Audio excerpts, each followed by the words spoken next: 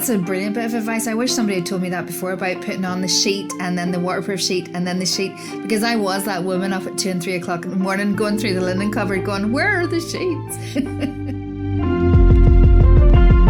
Hello, you're very welcome to the Parentline podcast. I'm your host, Kerry McLean. I'm a broadcaster, a Parentline ambassador, and I'm a mum of 3. And this is the podcast where we talk all things parenting, both the joys and the challenges along the way, wherever you are on your parenting journey. Well, I'm delighted to say that my guest today is Susan Wallace from Settled Petals. And Susan is here today to talk about a subject that I think all parents feel more than a little anxious when you are just about to get going. And that is because the subject for today is potty training. Never an easy one, Susan. No, some children certainly find it more challenging than others, that's for sure. I think it's fair to say some parents find it more challenging than others as well, because it's a tough thing. It's the first thing I think that you always get a bit worried about is when to start. At what age should you be starting to think about, right, it's time to do the toilet training? So I don't get caught too much in age. I get more about when a child is showing signs, and that's because what a lot of people don't know about potty training, it's actually hugely developmental. We just do little things to help children with that. But if a child's not ready, it can make it much more difficult. So the average age is 27 months. Some children are not ready to potty train until they're well into their 3s. Other children at 18 months just wake up and suddenly say they want, big pants on. So I try not to get too caught up in age, and I would look more for signs that a child is potty training ready, and that will make everyone's life a lot easier than getting too caught up in what another child did or a cousin or someone down the road. There is a lot more development that is required for successful potty training than I think a lot of people appreciate. You mentioned those signs, and also before we talk about the signs for potty training, you're so right, because the amount of times that whenever I was going through that myself, and you'd have somebody saying to you, oh, are you only potty training them at 2? I had mine off nappies from the age of about a year, and you're thinking, it is that terrible panic that you think you're letting your kids fall behind in some way or other. But tell me about those signs. What should we be looking out for then that shows us that our kids are ready to go through that stage? Yeah, so what I always am looking for is that the child's bladder is actually big enough to be able to hold urine and direct it. So between the ages of 2 and 4.5, some children's bladders actually double in size, which is going to mean that it's much easier for a child to be able to potty train. And they also aren't able to initiate urine flow initially. So we want to see that as well. So the sorts of signs I would be looking for is that a child is having a dry nappy for at least 2 hours, because that's suggesting to me that the bladder is actually big enough. We want it to be that when they do go, that they actually recognize that they went. And again, that's developmental. So some children will happily sit in a wet nappy for ages. Others will start getting a bit particular and not want that. So I'd be looking for that they actually are able to recognize when they have gone. A skill that would come after that would be recognizing when they need to go. So some people think, oh, this is strange. My child's now hiding behind the sofa, under the table, or behind a curtain. They're the favourite 3 before, they poo, and they're thinking, oh, is this something to be worried about? That's actually good, because it suggests to me that child actually knows when they're about to go and has now reached a developmental point that they maybe just want a bit of privacy, and I think we can all understand that.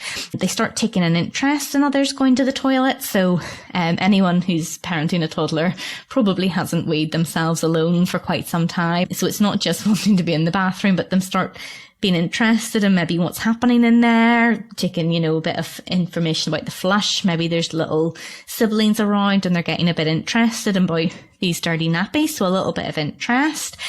We want them also to be able to have the skills like pulling down their pants, pulling down their trousers, so they would be more social skills.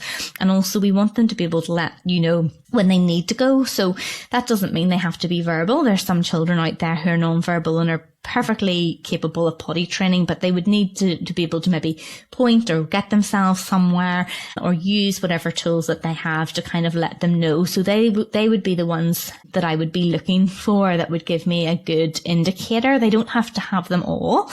I also would be looking for no constipation and UTIs. That's a big one. I wouldn't start potty training with either of those. And also environmental. So I always think, what's their physical? Are they physically ready? Which the 2 hours would kind of give us a clue. Are they socially ready? Are they taking a bit of an interest? And is the environment ready? So just because your child is ready, if you're in the middle of moving house or, there's been a bereavement or there's been something quite disruptive in the family, it mightn't be the best time environmentally, and that's okay. The window is bigger than people think, and you're better to wait another month if it means you're in a good place to start as well, because potty training does take a little bit of time and attention. So we want to make sure that's there as well. And what would your first step be? Because whenever I think back to my own journey doing toilet training, I tried books with the kids, I tried musical potties, I tried all different sorts of things. What would you say is your essential kit, and what would you start with? So I would start with a period of preparation before you even start the actual process. So I'd be looking for maybe books for children who are visual learners.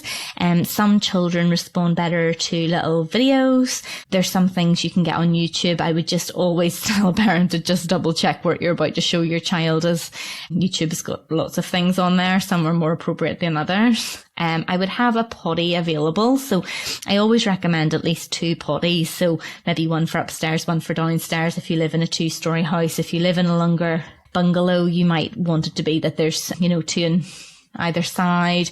I would be talking about poo and wee a little bit more normal. So I think as a society, we don't talk about pooing and weeing very much. And as a result, a lot of parents actually feel that they're isolated when things don't go well because it's not something we talk about. So very hard for a child to suddenly get a new skill of something we don't say. So even saying little things like, oh, mummy feels a feeling, in her tummy that makes her think she needs to do a wee or do a poo, and just start having that language all quite normalized.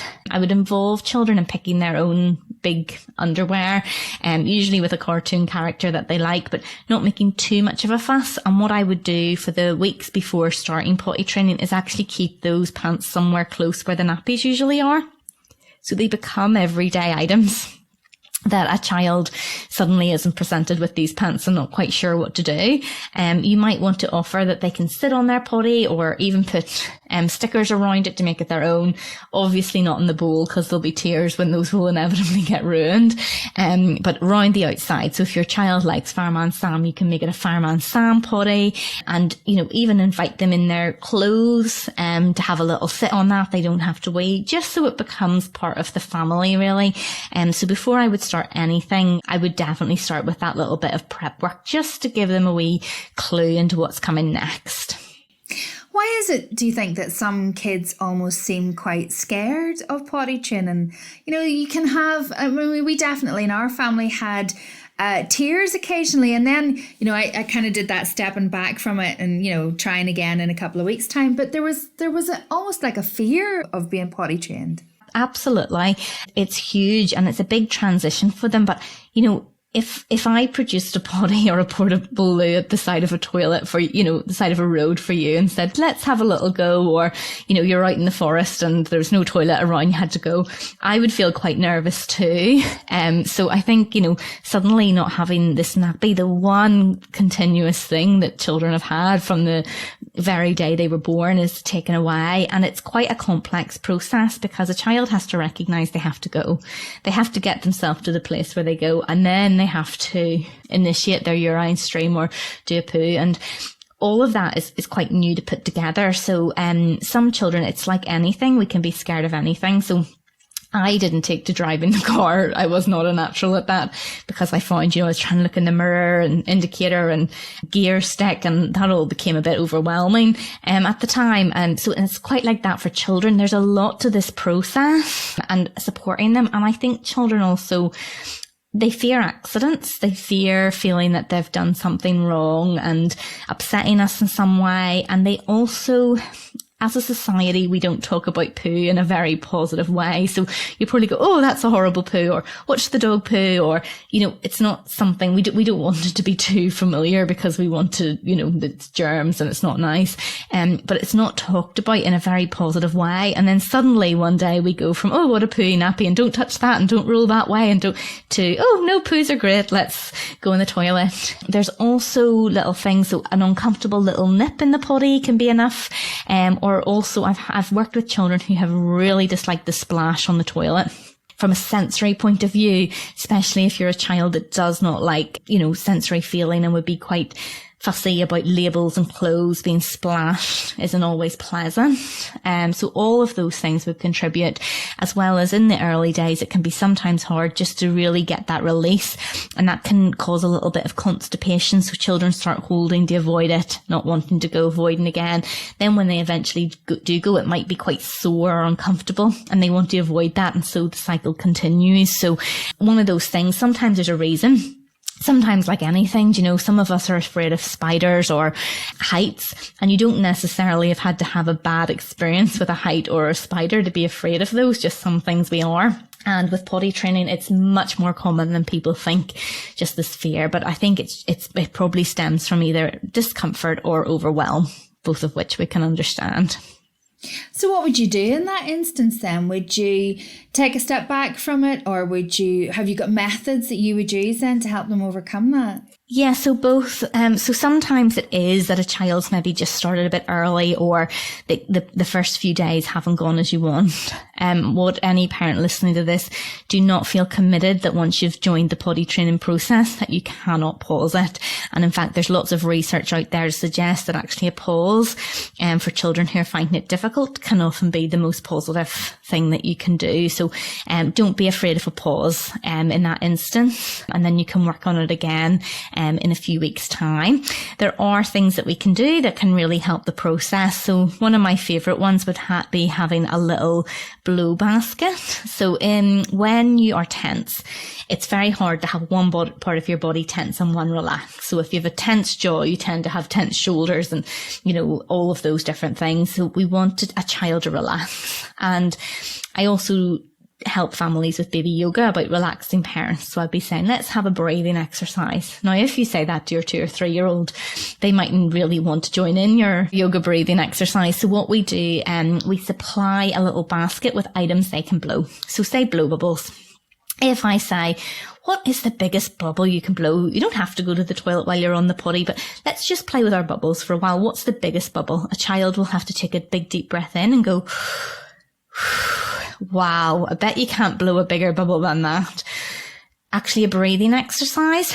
And when you start breathing, they actually relax their sphincter, which makes it easier for it to pass. Other things you can do, for slightly older children, they can try a balloon.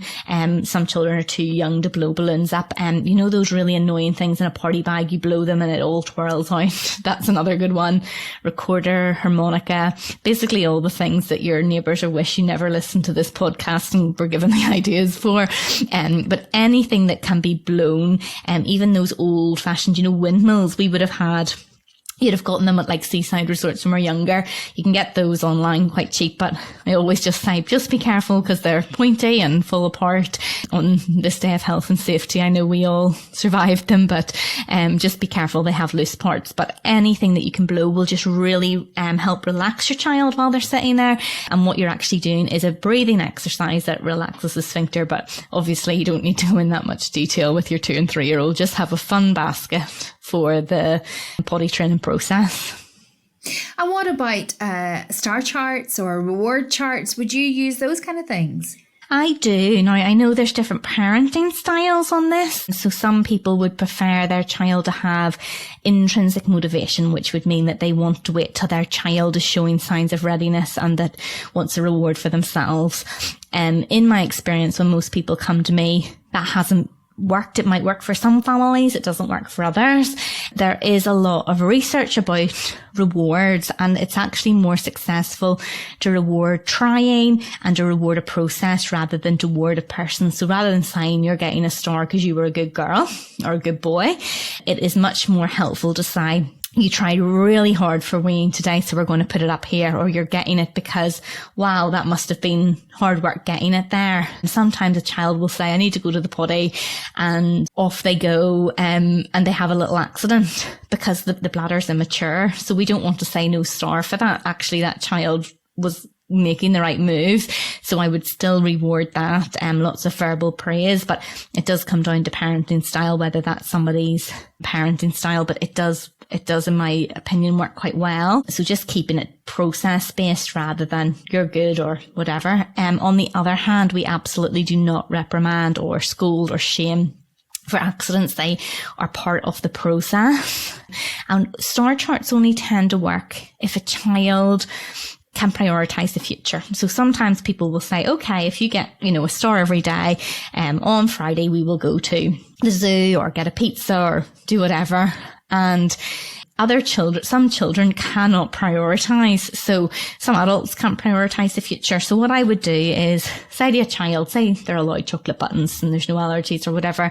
I would say to a child, I'm going to put this chocolate button in front of you and you're allowed to eat it. And we're going to play a little song. You can eat the chocolate button anytime, but if you don't eat it when the song ends, you're going to have a second button. The child that eats the button cannot prioritize a 2-minute song. They are never going to prioritize this zoo visit in a week's time. If they can wait, that would suggest that actually they get the sense of waiting for a reward. If a child cannot wait, you will probably have to give them something in the there and now. And I wouldn't be a fan of giving chocolate or sweets as a reward. Now, anyone listening, if you've done that, I do not judge at all. So it works for every family, but I'm just very aware that sometimes when we use food as a reward, people can put that in the little part of their brain that think food and reward go together. So when they grow up and they're thinking, I'm having a bad day, I'm going to eat because I want to have that feel good feeling that I got at that time. Or similarly, if they're having a difficult time, they might think, I don't deserve that food, and I try to keep away from food and rewards being connected. But if it comes down to a parent whether or not they feel, and potty training is a short-term goal, so it's unlikely to have too big of effect. But because I'm always working with children, that would be what I would do. And in those instances, I would actually get something small. So say a child loves drawing, I would maybe buy like a pack of crayons and wrap them all up so they don't know what colour. Get a colouring book, because children love doing things together with you. And every time, instead of getting a star, they get to unwrap and we're thinking, what colour is it? We're waiting for green, so you want to draw the colour in the grass. So it's blue, never mind, we'll do the sky, or, child might want blue grass or whatever. And that would be for the children who a reward chart is just beyond, that they just can't get that future reward. Although I have to say, if you set a chocolate button down in front of me, I don't know if I could wait 2 minutes before I ate it either.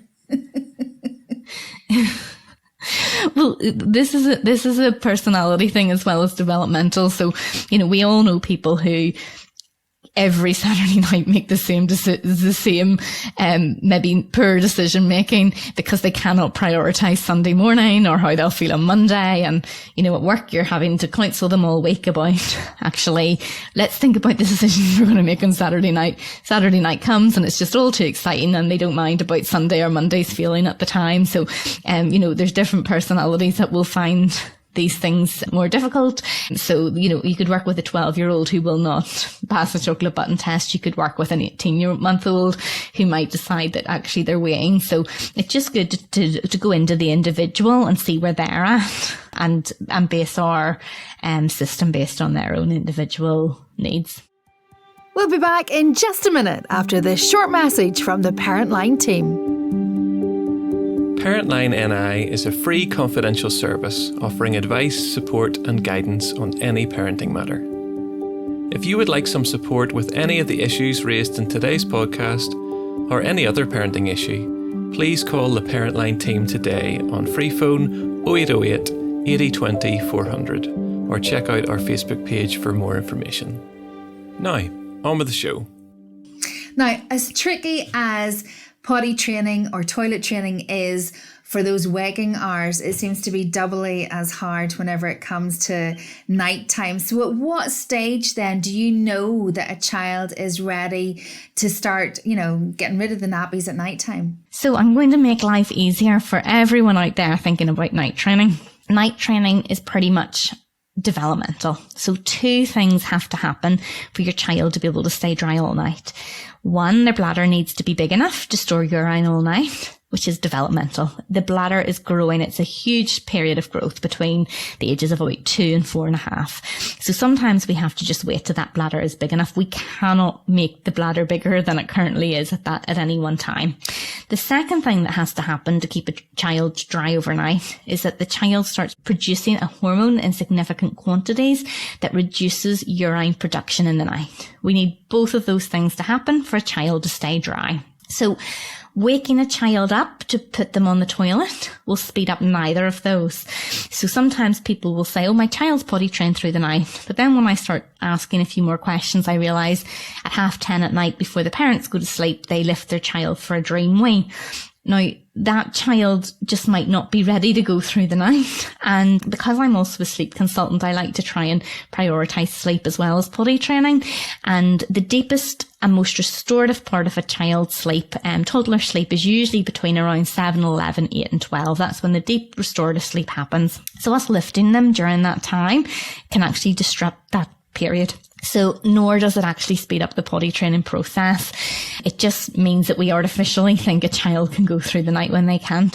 So all I recommend doing for potty training, which is different from, maybe a 7 or 8 year old that is having accidents, we might need to do something different there. But for potty training, I just recommend that a family keep a nappy on and keep a little look on the nappy. And if it is dry for a consecutive week, lose the nappy and go to waterproof sheet. So what I recommend making the bed is a waterproof sheet, a regular sheet, a waterproof sheet, a regular sheet. And that way, if there is a little accident, you're not running around the house going, where did we put the sheets? And, if you've got a cot bed in your house, a normal single bed and your bed, and you're thinking what sheets belong. So all you have to do if there's an accident is lift the first 2 sets of sheet off and you have a ready-made bed. So it's not traumatic for your child. Don't make too much fuss, change their pajamas. It's all done in a few minutes. And then, expect that accidents sometimes do happen. But on the whole, I don't recommend anything fancy for potty training. Just wait until those nappies are dry for a consecutive week. If your child wakes up in the middle of the night and asks to go to the potty, that's actually a really good sign, because it makes me think that actually their brain is recognizing when the bladder is full. And there's times as adults we have to get up and do that. So I don't see that as a negative at all. That's a child just calling us because they have a need and they need our support to help that need. So other than that, keep nights simple. That would be my biggest advice. That's a brilliant bit of advice. I wish somebody had told me that before, about putting on the sheet and then the waterproof sheet and then the sheet, because I was that woman up at 2 and 3 o'clock in the morning going through the linen cupboard going, where are the sheets? That's a brilliant bit of advice. Thank you so much for that. Exactly. Susan, what would your advice be for parents who think that happy days, we've done this toilet training thing, and then all of a sudden the kids seem to slip back, seem to revert to not knowing exactly what they're meant to be doing, because that happens quite frequently, doesn't it? Absolutely. So it's very, very common. And the best thing to do is try to work out why. So some children start having more frequent accidents a little bit into potty training. And one of the reasons can sometimes be that children misinterpret what the goal of potty training is. So what I always say is the aim is for when a child's bladder is full, that they recognise that full feeling and they direct it to either a potty or a toilet and they initiate their urine stream there. They may have accidents during that time, and that is absolutely appropriate and to be expected because these little bladders are just developing. I think people are quite hard on themselves as parents as potty trainers, and they will count how many accidents a child has to say how the process is going. So if a child was learning to walk, you wouldn't say, oh, they stumbled 3 times today. You would say, oh, they've been walking really well today and walked most of the day. But with potty training, for some reason, instead of saying they attempted to go to the potty or we've done this, we say they've had so many accidents, which isn't always the most conducive thing. Also, sometimes I really recommend never praising for dry pants, because some children then think that the aim of potty training is to keep their pants dry. It's not. The aim of potty training is for a child to recognise the feelings they need to go and direct it. And sometimes if we praise for dry pants, we praise for dry sheets, or we try to potty train too quickly, Children then think what they have to do is hold, and that's what we don't really want. So what then happens is initially they can hold quite well, particularly if in the early days of potty training you're offering the potty quite regularly. Then what happens is a bit like if you were on the climbing frame in a park and you were holding onto the bars, you could probably hold for a little while, and then your muscles start getting sore, same as the bladder, and it just starts releasing involuntarily, like you physically cannot hold yourself anymore. And so the accidents happen, and then children start, maybe they've been told off, or maybe they don't like the feeling of being wet. So what they do is they hold more. They get into a holding cycle, which causes frequent accidents. So that's one thing to look out for. And in that instance, I would be really saying to a child, it's okay, not making too much of a fuss. That happens, changing them, not too much fuss one way or the other. Another thing I look for when a parent comes to me and says their child is having frequent accidents when they didn't used to would be ruling out constipation. So sometimes a child, when they're constipated, gets a little bit backed up in the bowel, and the bowel becomes heavy and actually presses on the bladder, and that actually causes frequent accidents as well. So I think sometimes people think I'm not listening initially when they say we're having frequent urine accidents, and I say, okay, tell me about the poo. How does it look? How frequent are they going?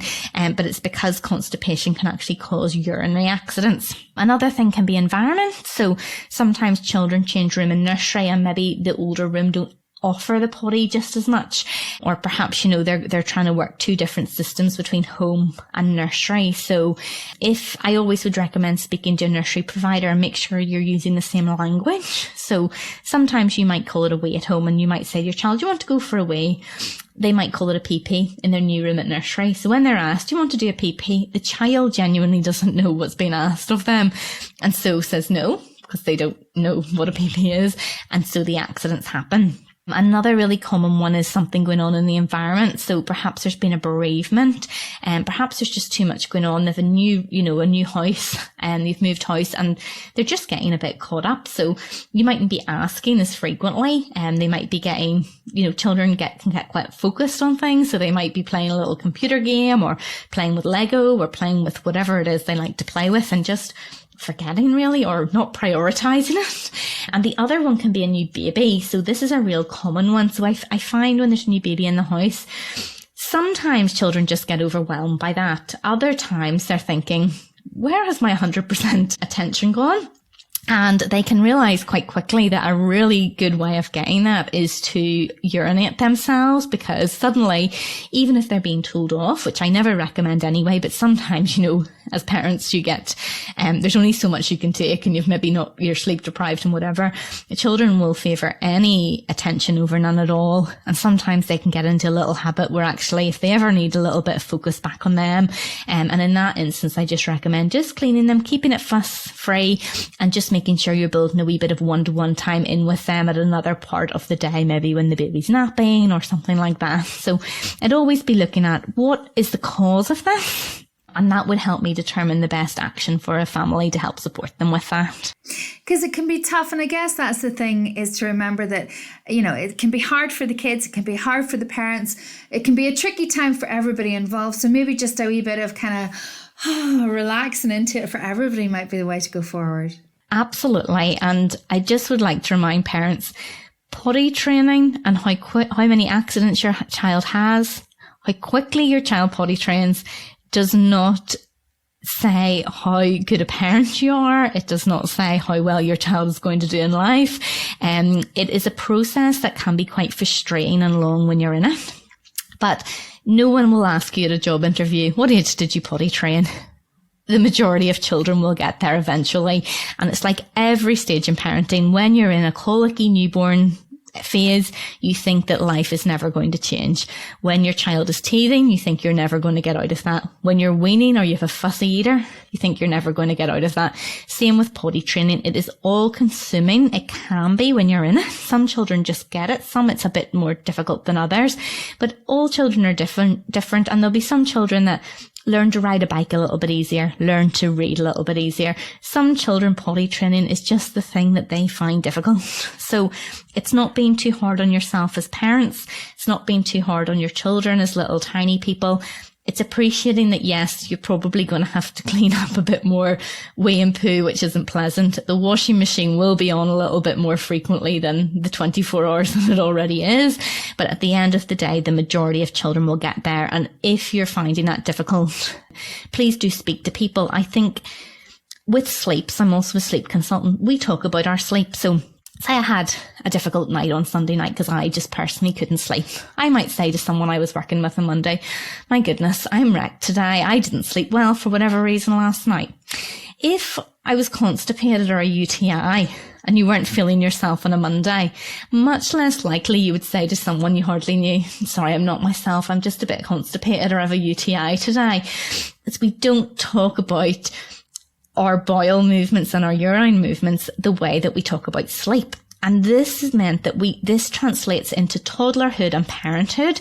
So when you go to a baby group and everyone's talking about sleep, no one's talking about the wee and the poo. It's like socially we don't do it. But what I'm trying to get it talked about a bit more, because I'm working with a lot of parents who are feeling very isolated, believe they're the only one experiencing issues. And if that were true, I wouldn't have a job.